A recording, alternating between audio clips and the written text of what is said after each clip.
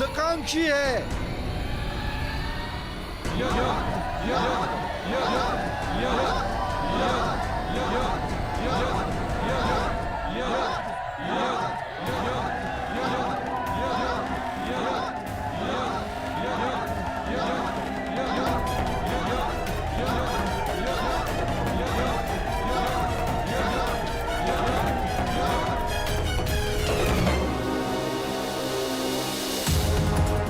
लगता है आपने सुना नहीं ब्राह्मण देव।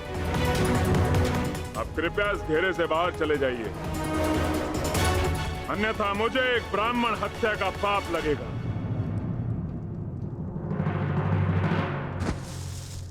कुछ क्षण पहले आपने सभी को चुनौती दी थी मगध नरेश, तो समझो वो चुनौती मैंने स्वीकार कर ली।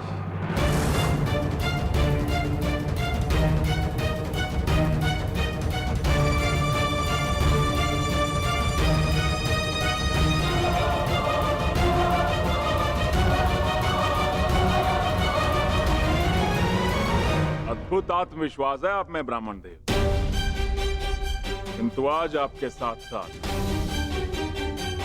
आपका ये आत्मविश्वास भी टूट जाएगा। वैसे मल्लयुद्ध के नियम तो जानते हो ना ब्राह्मण देव? हाँ, जब तक एक योद्धा पराजय स्वीकार ना कर ले, युद्ध होता रहेगा।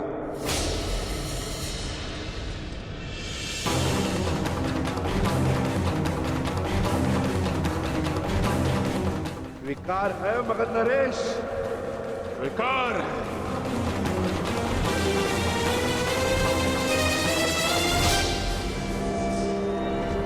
नहीं जनार्दन,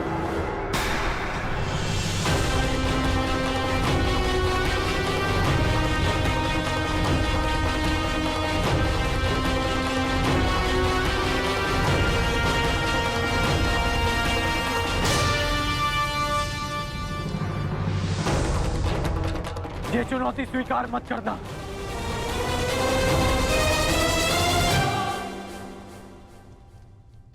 क्योंकि यह ब्राह्मण नहीं है।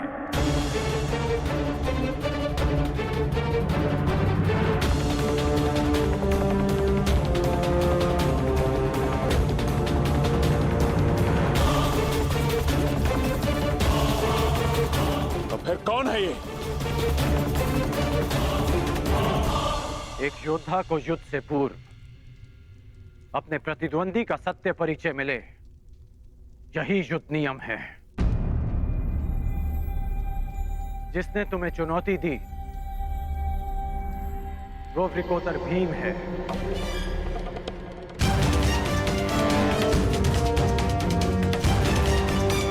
ये धनुषधारी अर्जुन है।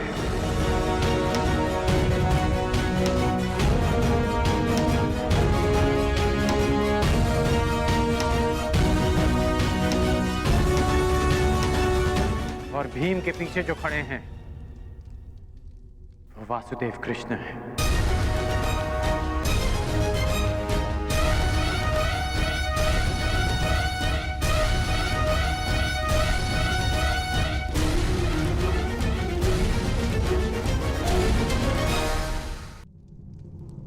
अब सत्य जानने के पश्चात तुम ये चुनौती अस्वीकार कर सकते हो। सत्य कहा अंगराज ने मगध नरेश। अब निर्णय आपका है। परिचय जानकर यदि भयभीत हो तो भीम द्वारा दी गई चुनौती अस्वीकार कर सकते हो।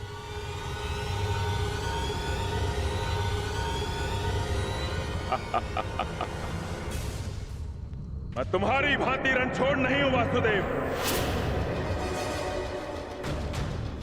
युद्ध की चुनौती मैं किसी भी परिस्थिति में, किसी भी वेश में कभी टाल नहीं सकता।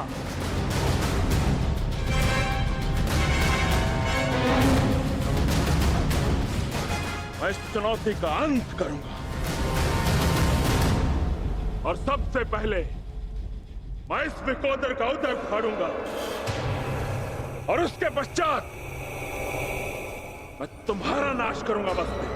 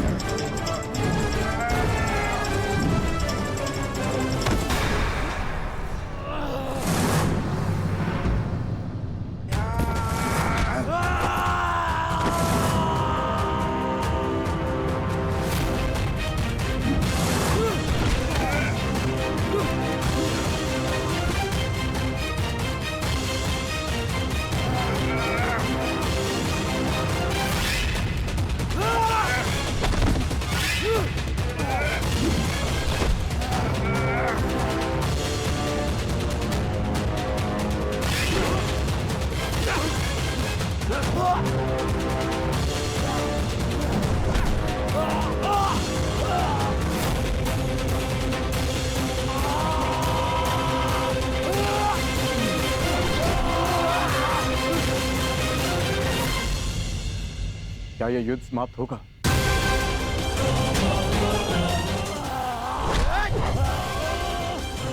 जिसका प्रारंभ हुआ है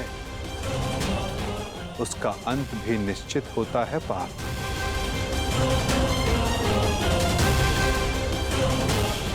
तुम्हारी प्रतीक्षा शीघ्र पूर्ण होगी।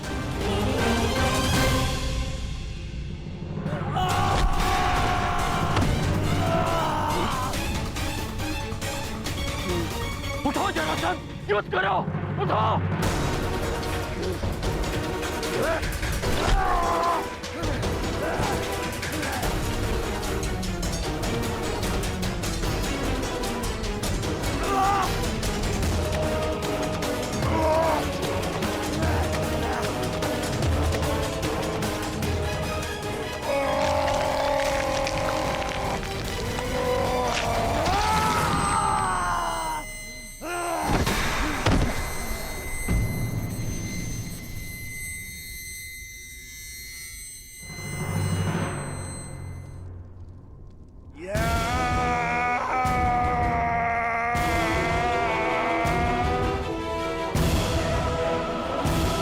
जरासंध का अंत हुआ।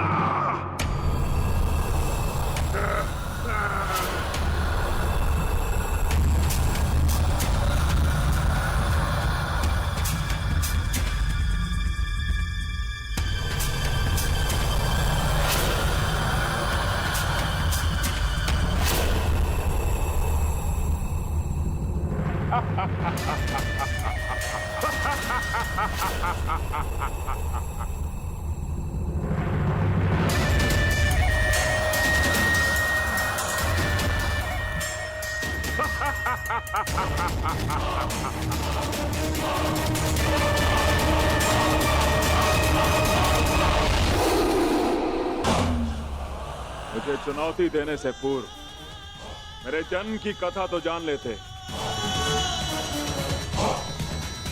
माता के गर्भ से 2 पिंडों में जन्मा मैं, मृत, और मेरे शरीर को वन में फेंक दिया गया।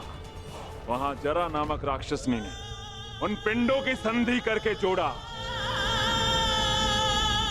और मेरा नामकरण हुआ जरासंध।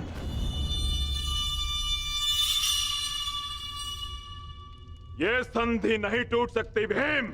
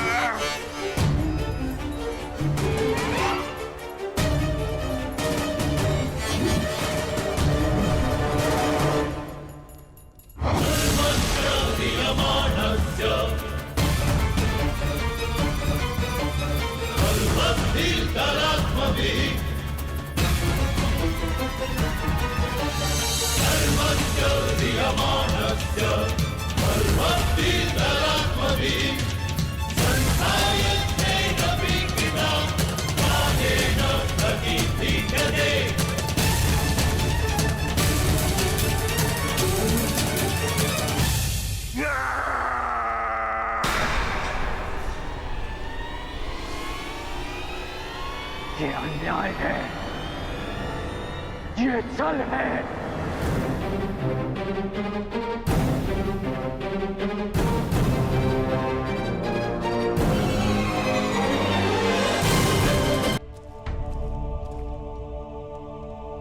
अनीति है। कैसी अनीति अंगराज? मल युद्ध जरासंध ने स्वीकारा और नियम यही था कि युद्ध दोनों में से एक योद्धा की पराजय स्वीकारने तक या मृत्यु तक होता रहेगा। जरासंध ने पराजय स्वीकारी नहीं, अंततः उसे मृत्यु प्राप्त हुई कर। अकारण किसी का वध करना, क्या ये अनीति नहीं? जरासंध ने भीम को क्या हानि पहुंचाई थी?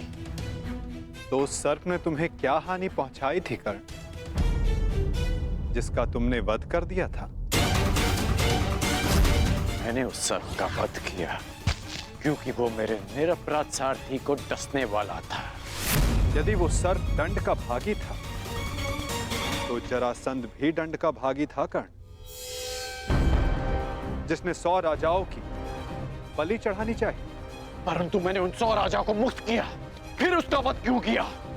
तुमने जरासंध से संधि की, 100 राजाओं को मुक्त भी करवाया कर, परंतु ये संसार क्या जरासंध के आतंक से मुक्त था? नहीं कर। तुम किसी की प्रवृत्ति नहीं बदल सकते मित्र। और जरासंध की प्रवृत्ति थी आतंक फैलाना, इसीलिए उसका विनाश आवश्यक था। मैं अपने ज्येष्ठ भ्राता महाराज युधिष्ठिर की ओर से यह घोषणा करता हूं कि आज आप जरासंध के आतंक से सदा सदा के लिए मुक्त हुए। महाराज युधिष्ठिर की वासुदेव कृष्ण की, महाराज युधिष्ठिर की वासुदेव कृष्ण की। हम सब आपके आभारी हैं महावीर अर्जुन। हम सब अपने आप को महाराज युधिष्ठिर के अधीन स्वीकार करते हैं। जो अधीन हो वो दास होता है, और हमें दास नहीं, आपकी मित्रता चाहिए। महाराज युधिष्ठिर की, महाराज युधिष्ठिर की। इन लोगों ने अपना चयन कर लिया है अंगराज, और मुझे उस पल की प्रतीक्षा है जब तुम उचित चयन करोगे कर।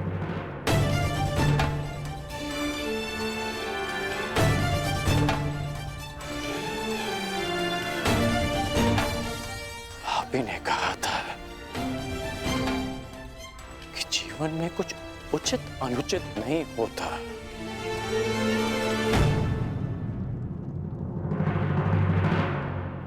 अब समझ में आया कि ऐसा क्यों कहा था। यदि कुछ है तो वो है कर्म, और आपके कर्म के परिणाम। और मेरे कर्म मेरी दृष्टिकोण में उचित हैं, और आपके कर्म आपकी दृष्टिकोण में। अद्भुत। तुम मुझे कभी चकित करने में असफल नहीं होते मित्र। प्रत्येक बार तुमसे मिलकर तुम्हारे लिए मेरा सम्मान और अधिक बढ़ जाता है। वासुदेव, मैं आपको सावधान करता हूं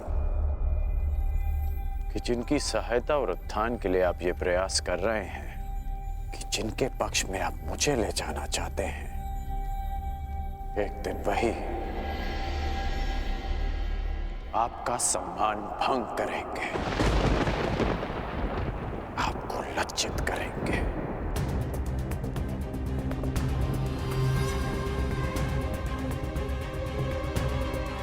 प्रणिपात।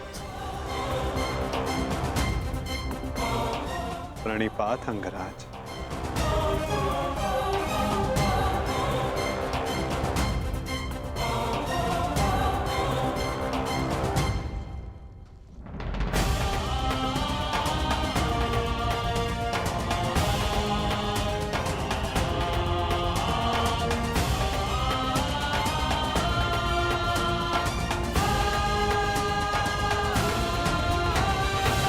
वासुदेव, स्वप्न में आपने मुझसे कहा था कि आप हमें मुक्त कराने आ रहे हैं। वो स्वप्न ही था या सत्य?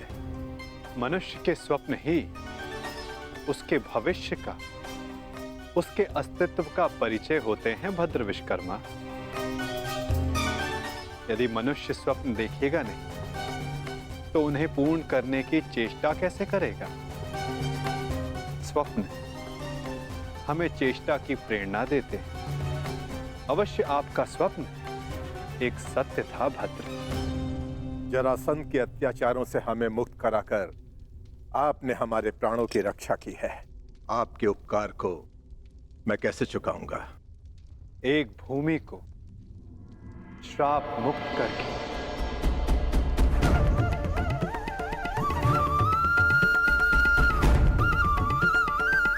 मैं? हाँ, क्योंकि जहां श्राप हो वहां पाप को जड़े बैठाने का अवसर मिलता है और पाप का तारण एक पुण्य आत्मा ही कर सकती है भद्र। यदि आप ये उपकार चुकाना चाहते हैं तो आपको युधिष्ठिर के राज खांडवप्रस्थ के श्राप को हरना होगा, और यदि नहीं तो भी यह आपकी इच्छा पर निर्भर करता है। निर्णय आपका है भद्र।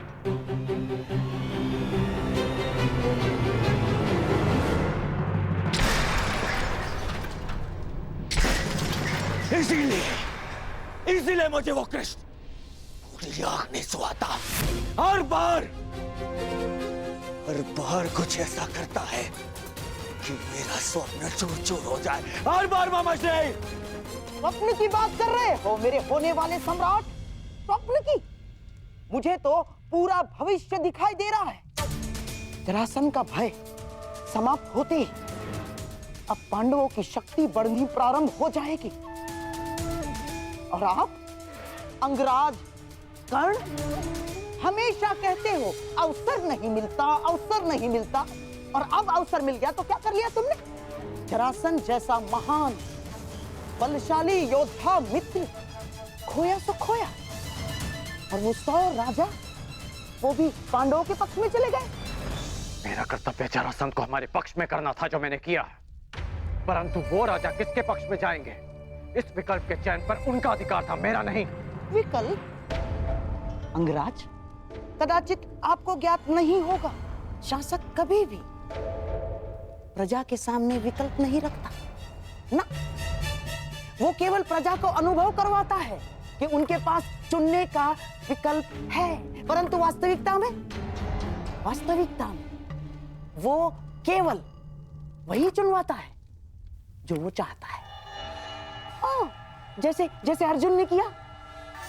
उन 100 राजाओं के समक्ष केवल एक ही विकल्प रखा, युधिष्ठिर से मित्रता।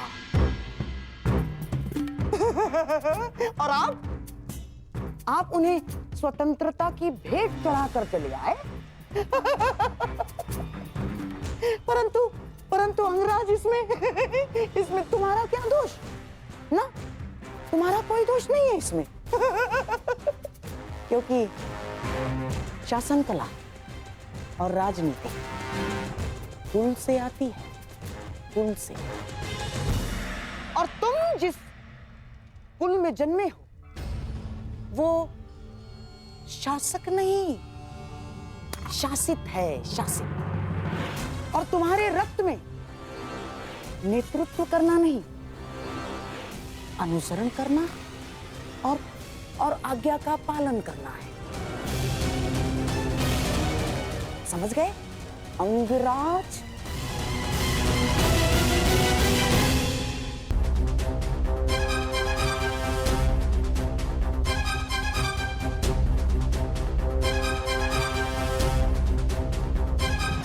मुझे प्रसन्नता है कि मेरा जन्म उस कुल में हुआ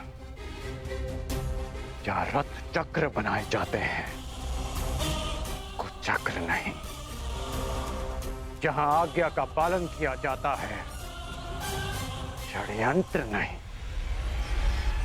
मित्र दुर्योधन ने जो मुझसे कहा मैंने उसका अनुसरण किया, षड्यंत्र नहीं। बस मामाश्री, वहां वो पांडव अपना बल बढ़ा रहे हैं और आप मेरे मित्र का अपमान कर रहे हैं मामाश्री। धन्य हो मेरे होने वाले सम्राट। यहाँ तुम्हारा मित्र तुम्हारा भविष्य पांडवों की झोली में डालकर चला आया और तुम मान और अपमान को लेकर बैठ गए। परंतु अब मैं दर्शक बनकर नहीं बैठूंगा ना। अब इस खेल की कमान मैं संभालूंगा। उस वासुदेव कृष्ण के इस छल का उत्तर मैं भी छल से ही दूंगा। वासुदेव,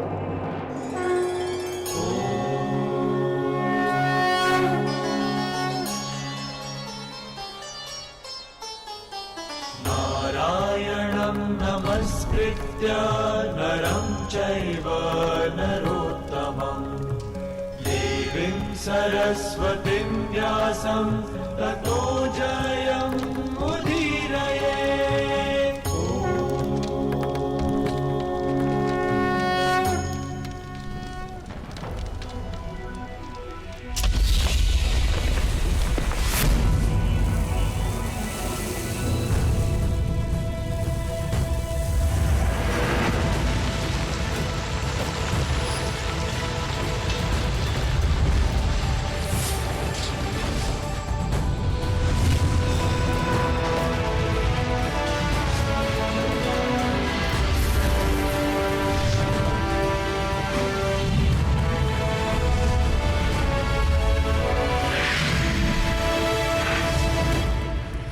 देवराज इंद्र के आशीर्वाद से निर्मित ये भव्य नगर इंद्रप्रस्थ कहलाएगा।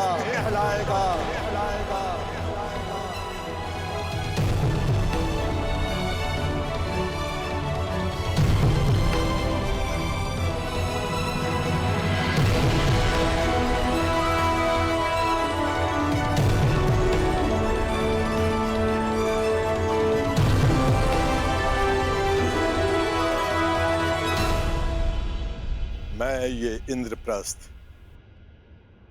धर्मराज युधिष्ठिर को भेंट करता हूँ। मैं आपका आभारी हूँ भद्र विश्वकर्मा। मैंने तो केवल अपने मुक्त होने का ऋण चुकाया है। धन्यवाद के पात्र तो वासुदेव कृष्ण है। मेरा आभार स्वीकार कीजिए वासुदेव। मैं युधिष्ठिर से धन्यवाद नहीं स्वीकार करूंगा।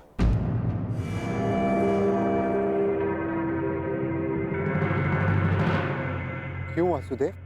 क्योंकि मुझे सम्राट युधिष्ठिर से धन्यवाद लेना है। समय आ गया है कि आप राजसूय यज्ञ संपन्न करके सम्राट की पदवी पाएं। धर्मराज, यज्ञ का संकल्प लो। आर्यव्रत के समस्त राजाओं को निमंत्रण दो। मैं चाहता हूं कि संपूर्ण आर्यव्रत आपका प्रभुत्व स्वीकार करे।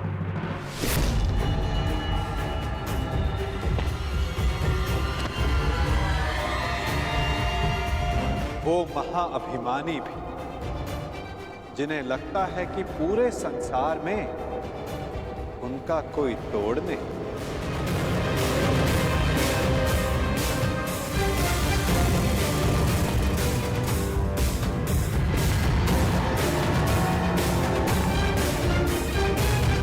वो जो वरदान के दम में सबको श्रापित समझते हैं।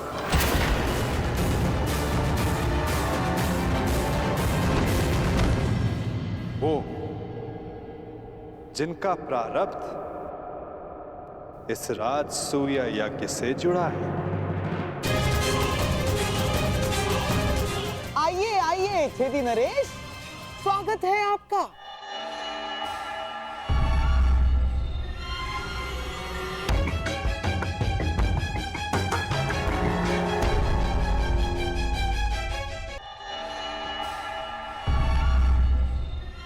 दुकानदार नरेश, टूटी टांग के लिए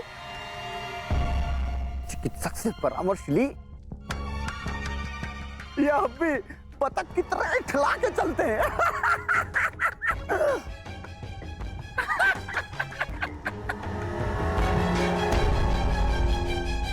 केश जितने श्वेत हो रहे हैं, दंत पंक्ति उतनी ही काली होती जा रही है। जय दिनेश, कदाचित आप भूल रहे हैं कि आप किसका उपहास कर रहे हैं। क्षमा करना महाबली सर्वशक्तिशाली दुर्योधन, हमें अभी भी स्मरण हुआ। अभी उपहास तो आपका करना चाहिए। क्या सर्वप्रथम पांचाल नरेश ने आपका उपहास किया। पांचाली के स्वयंवर में उपहास हुआ आपका, और जब आप महाबली सर्वशक्तिशाली सम्राट दुर्योधन बनने वाले थे, उस समय युधिष्ठिर ने मुकुट छीन लिया।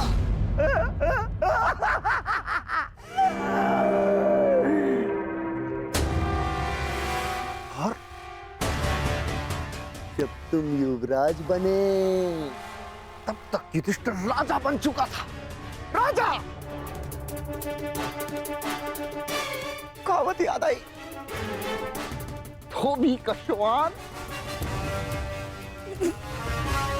न घर का न घाट का। बस क्षमा करना, मत करना। मैं मूर्ख हूं, दुष्ट हूं, अस्त्र शक्तिशाली है।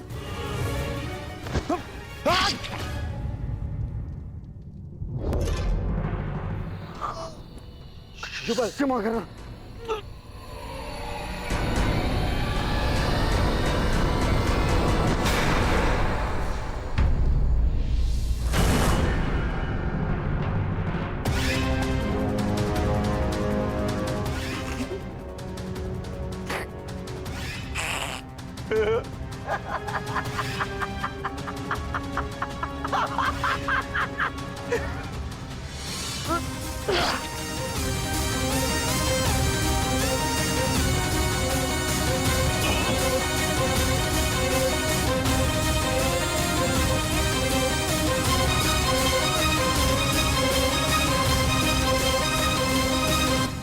समझ में आया मेरे होने वाले सम्राट? मैंने छेदी नरेश को अकेले में मिलने के लिए क्यों बुलाया? इन्हें वरदान है, वासुदेव कृष्ण के अतिरिक्त इन्हें और कोई नहीं मार सकता।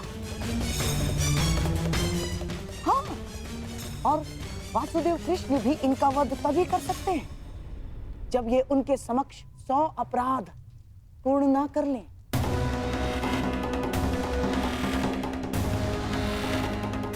वासुदेव कृष्ण के हर छल का उत्तर है ये। छेदी नरेश, शिशुपाल।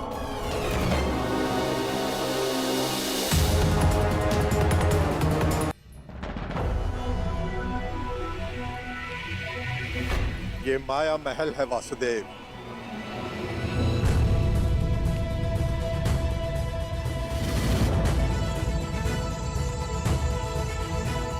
अद्भुत भद्र विश्वकर्मा, बहुत ही सुंदर भवन है। मैंने सोचा देवी पांचाली के मनोरंजन के लिए कुछ विशेष प्रयास कर लूं।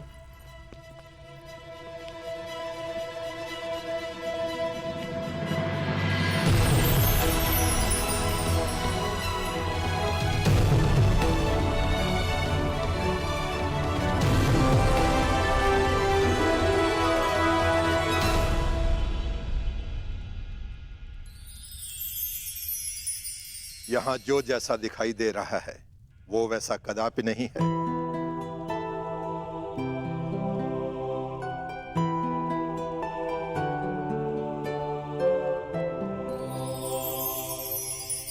गुप्तचरों से सूचना प्राप्त हुई कि पांडव राजसूय यज्ञ करने वाले हैं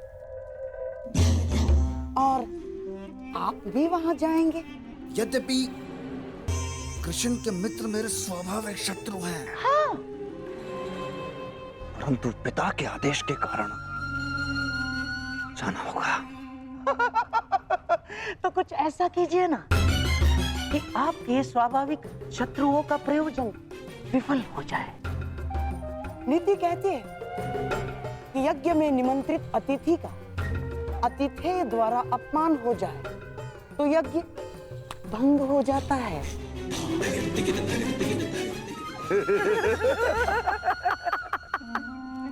शिशुपाल, ये तो अत्यंत सरल कार्य है। गांधार नरेश, आपने तो वो कार्य बता दिया इसमें मुझे सर्वाधिक आनंद की अनुभूति होती है। अपमान।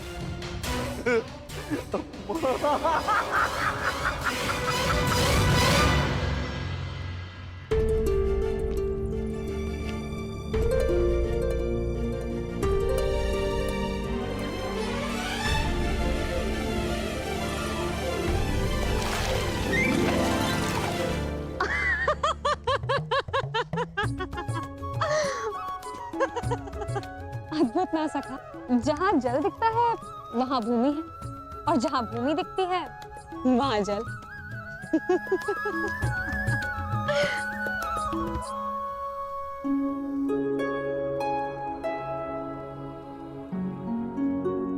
सखा, आप मेरे हाथ पर क्रोधित तो नहीं है ना? सखा हूं, क्रोधित कैसे हो सकता हूं?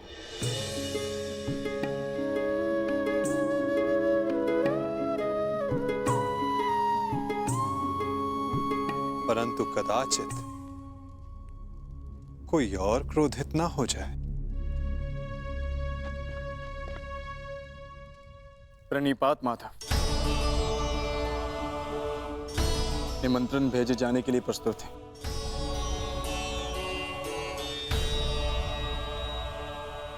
तो पहला निमंत्रण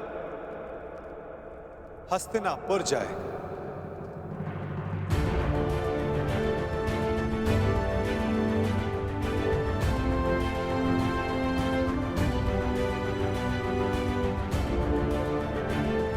क्या हुआ पार्थ? कुछ व्यथित दिखाई देते हो। हाँ माता, शंका है कि क्या दुर्योधन यहां आना स्वीकार करेगा? उसे तो हमारी उन्नति तनिक भी नहीं सुहाती, और यदि वो यहां नहीं आया तो माता कुंती यहां अकेली कैसे आएंगी? प्रयास करना हमारा कर्म है पार्थ, और ये कर्म बिना परिणाम सोचे करना होगा। कदाचित फल हमारे हित में हो। मैं हस्तिनापुर निमंत्रण स्वयं लेकर जाऊंगा, क्योंकि केवल माता कुंती को नहीं, तुम्हारे कुछ और संबंधियों को भी यहां लेकर आना है।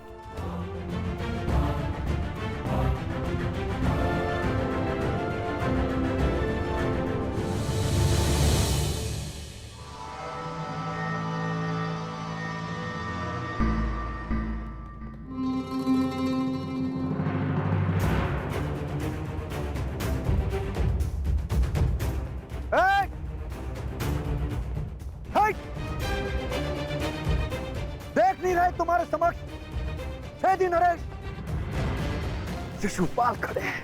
तो छेदी नरेश, तुम भी जान लो कि तुम अंगराज कर्ण के सामने खड़े हो। तो तुम हो अंगराज कर्ण।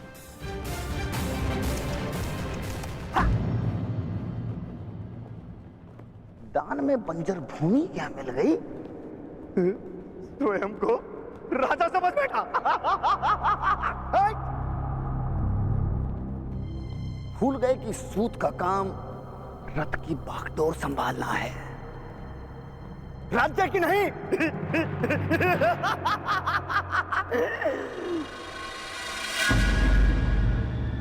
लगता है घर पर वचन देकर आए हो कि जीवित नहीं लौटोगे।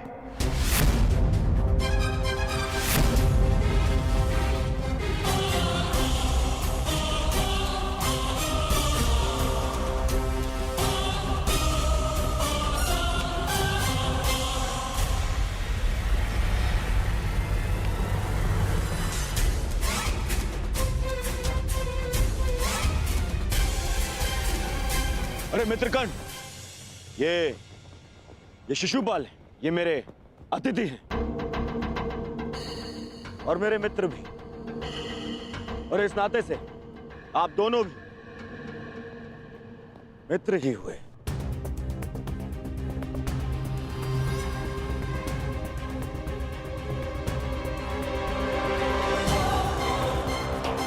मेरा केवल एक ही मित्र है और वो हो तुम,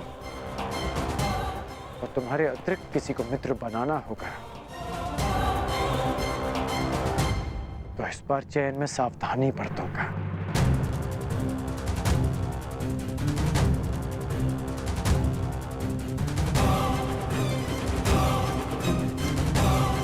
अपने अतिथि की मर्यादा में रहने की चेतावनी अवश्य दे देना मित्र।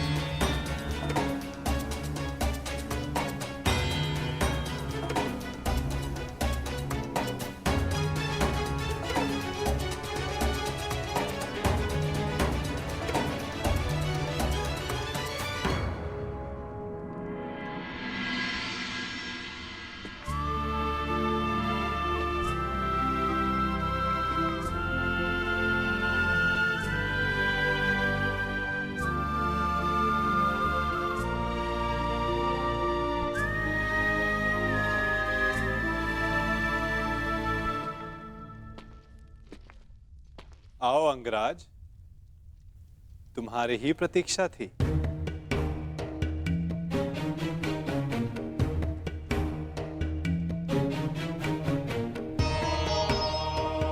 क्षमा कीजिए वासुदेव, मुझे ज्ञात नहीं था कि आप भी यहाँ हैं।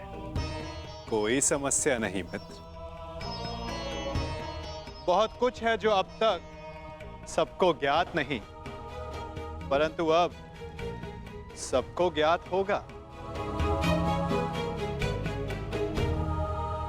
मैं वासुदेव कृष्ण इस सभा में उपस्थित समस्त जनों को अपनी और राजा युधिष्ठिर की ओर से प्रणाम करता हूं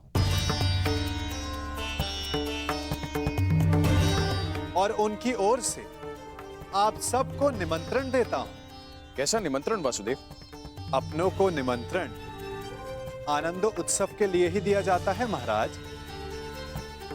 आपने हस्तिनापुर का एक भाग खांडव प्रस्थ पांडवों को दिया और उन्होंने अपनी परिश्रम और योग्यता से उसे महान इंद्रप्रस्थ में परिवर्तित कर दिया।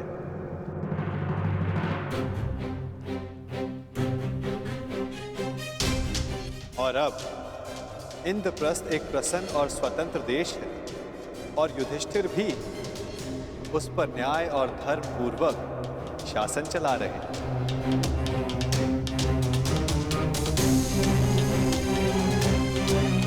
मैं हस्तिनापुर को बधाई देना चाहता हूं कि धर्मराज राजसूया यज्ञ संपन्न करके चक्रवर्ती होने जा रहे हैं और उन्होंने सादर आप सबको इस यज्ञ के आयोजन में निमंत्रित किया है।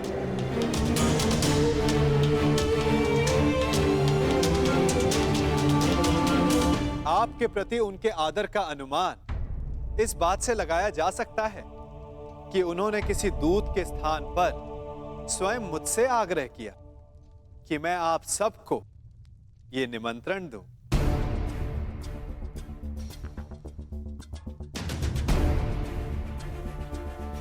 वासुदेव, यह जानकर प्रसन्नता हुई कि पांडव पुत्रों ने बंजर भूमि को इंद्रप्रस्थ बना दिया। महाराज, इस समारोह में हमारा सम्मिलित होना आवश्यक है।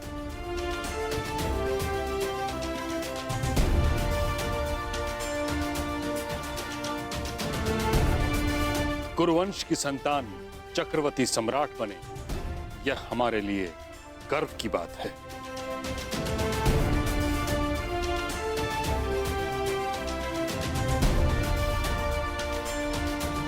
ये कुरु परिवार के लिए अवश्य गर्व की बात है ताचरी,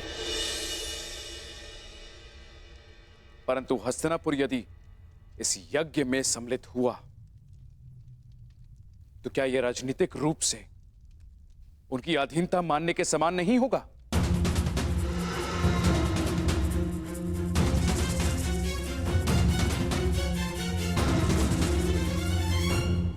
मुझे आश्चर्य है महाराज, आपके मन में यह विचार आया कैसे?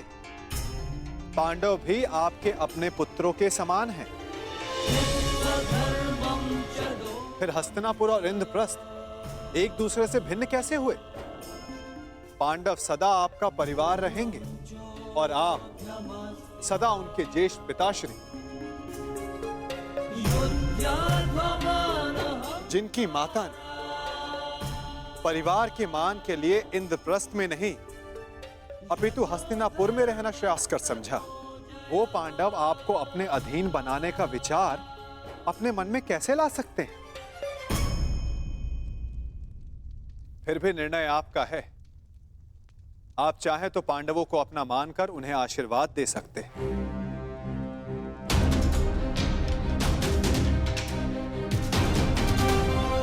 या फिर वहां अनुपस्थित होकर यह दर्शा सकते हैं कि हस्तिनापुर पांडवों के वैभव से ईर्ष्या रखने लगा है। तुम्हारा क्या मत है विदुर?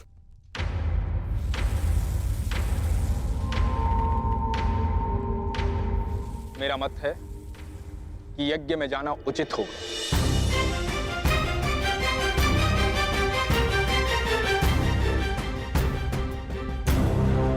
पांडव हमारे शत्रु नहीं है, और यदि हस्तिनापुर इस यज्ञ में सम्मिलित नहीं होता है तो चारों तरफ यह संदेश जाएगा कि हस्तिनापुर से पांडवों की उन्नति देखी नहीं गई। और यदि किसी कारणवश राजा किसी आयोजन में सम्मिलित होना अपने पद की गरिमा के अनुकूल नहीं समझते तो युवराज को भेज सकते हैं।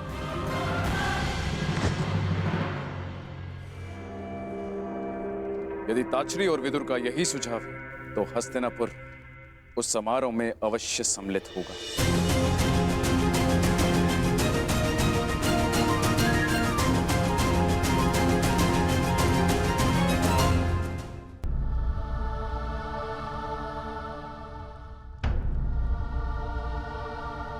क्या हुआ अंगराज? प्रतीत होता है कि आपको इसमें कोई आपत्ति है। निमंत्रण आपके लिए भी है। नहीं वासुदेव, मैं उस यज्ञ में भाग लेना उचित नहीं समझता।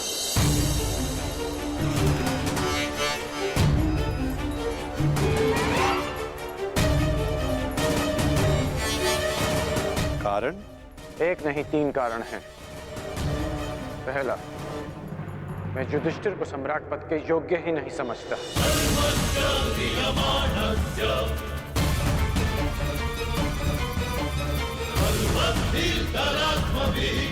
दूसरा, मेरी दृष्टि में युधिष्ठिर युवराज दुर्योधन से उत्तम शासक नहीं है।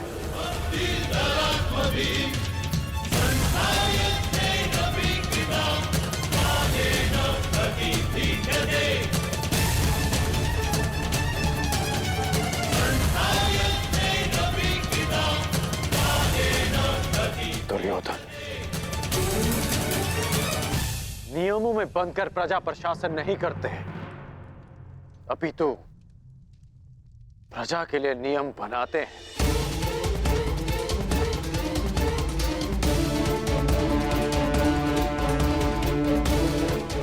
मुझे पूर्ण विश्वास है कि मेरे मित्र के राज्य में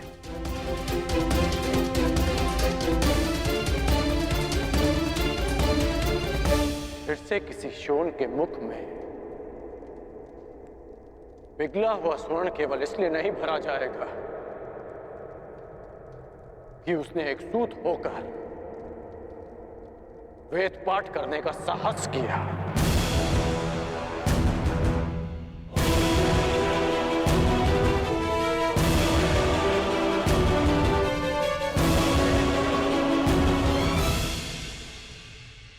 और तीसरा और सबसे बड़ा कारण, मैं धर्मराज के परिवार का सदस्य भी नहीं।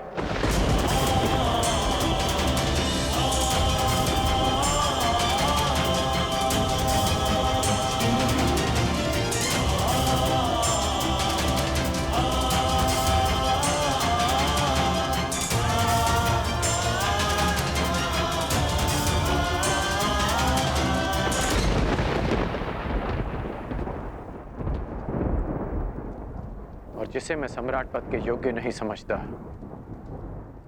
मैं उसे उस पद की बधाई देने नहीं जा सकता।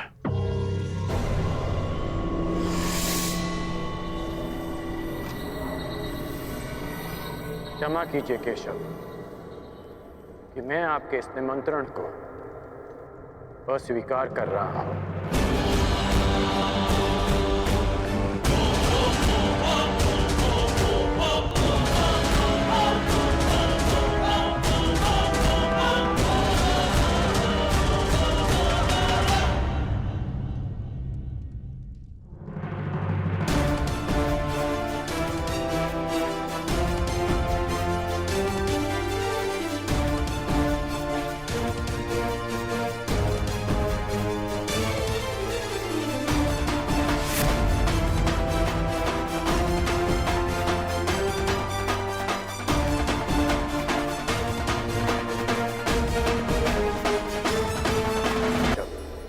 मैं आपके इस निमंत्रण को अस्वीकार कर रहा हूं।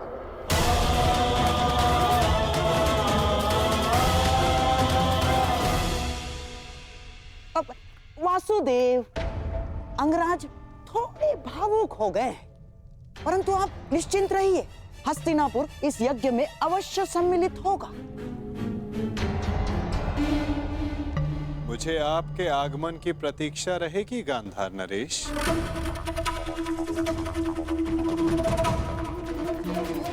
और आपके मित्रों की भी।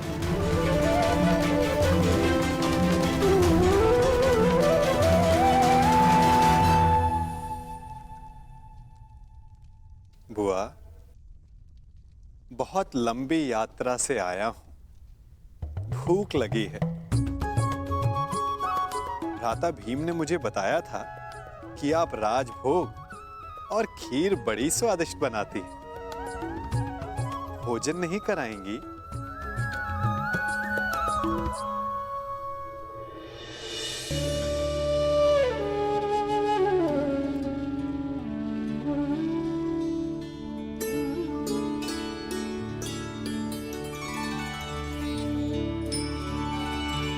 आनंद आ गया बुआ।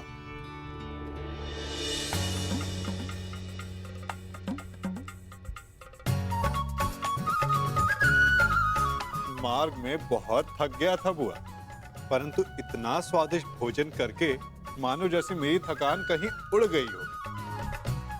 और ये खीर,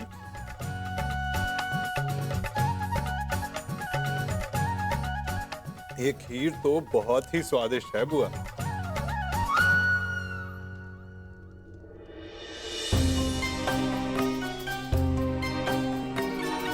क्या हुआ बुआ? आप प्रसन्न नहीं हैं? आपके पुत्र राजसूय यज्ञ करने जा रहे हैं। आप अपने पांचों पुत्र से मिलने वाली हैं बुआ।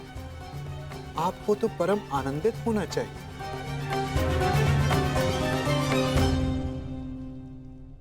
हाँ कृष्ण, बस एक ही दुख है,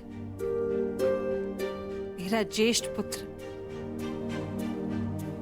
इस प्रायोजन में सम्मिलित नहीं हो पाएगा।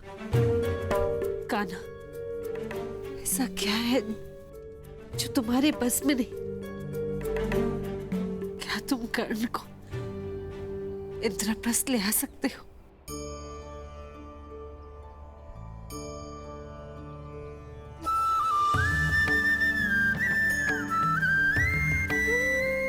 मैंने तो छाछ का ऋण भी उतारा है बुआ।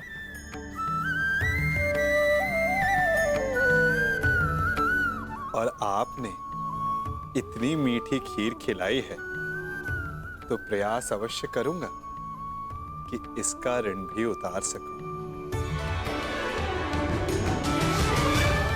आपका ज्येष्ठ पुत्र अपने 5 अनुजों के साथ इस राजसूय यज्ञ के आयोजन में सम्मिलित हो सके।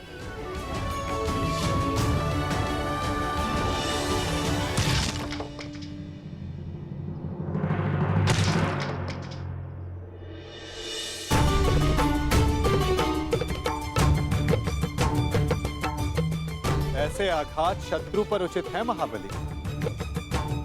बेचारी लकड़ी को पीड़ा क्यों दे रहे हो?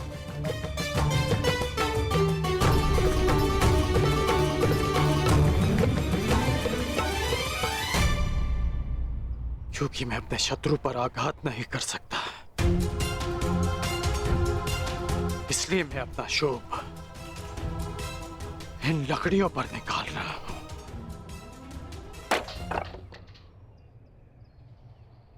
इस समय शत्रुओं की नहीं, मित्रों की सोचो में।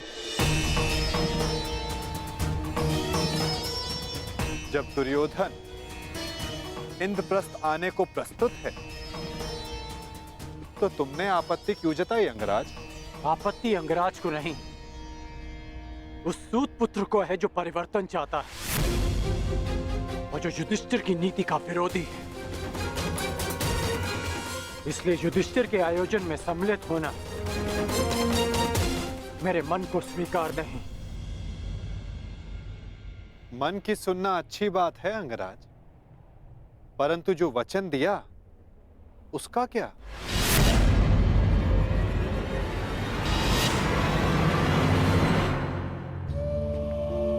पांडवों की अनुपस्थिति में बुआ कुंती की रक्षा करने का वचन तुमने स्वयं को ही दिया था ना? वो नहीं निभाओगे?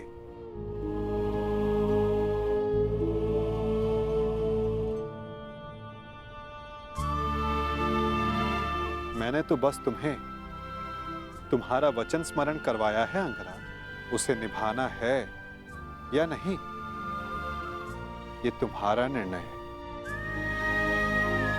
क्योंकि मनुष्य का भविष्य उसके चयन पर निर्भर है।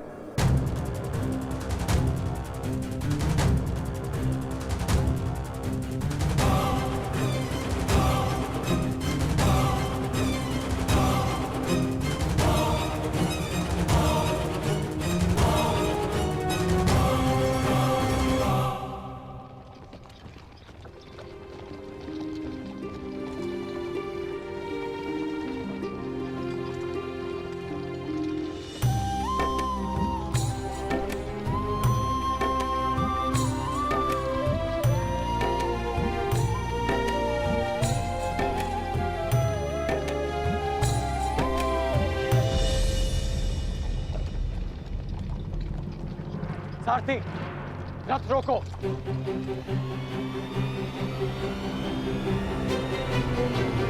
त्रिकर्ण, हम यहां क्यों रुके?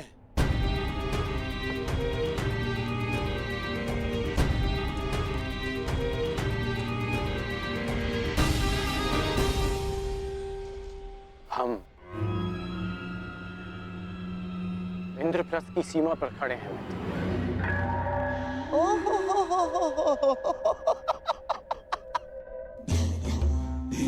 ये है इंद्रप्रस्थ जिसकी प्रशंसा करते करते उस वासुदेव की जीवा थक नहीं रही थी। सुना है कि इंद्रलोक से भी अधिक सुंदर है ये इंद्रप्रस्थ। कैसा इंद्रलोक! ऐसा प्रतीत होता है कि दरिद्र लोक में पहुंच गए हैं हम। और हाँ, वैसे भी जो सारा जीवन वन में व्यतीत करते आए हैं, उनसे इससे अधिक अपेक्षा क्या की जा सकती?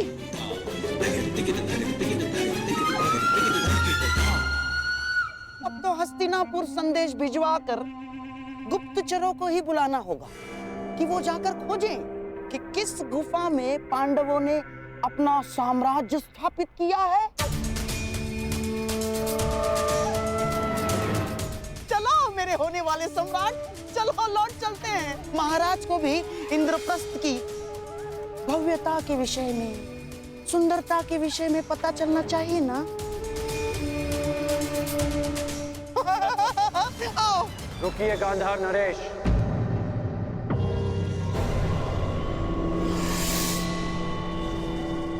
आप तो गांधार के राजा हैं ना, तो क्या आपको ये नहीं पता कि इंद्रप्रस्थ को देवताओं के वास्तुकार विश्वकर्मा ने बनाया है?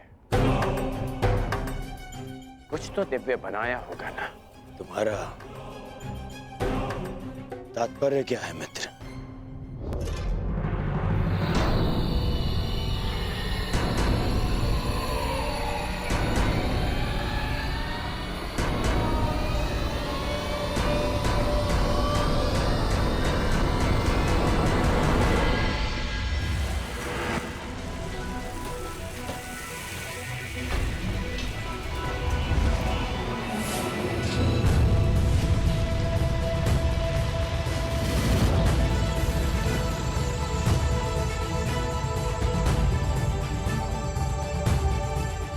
वो रहा इंद्रप्रस्थ मित्र।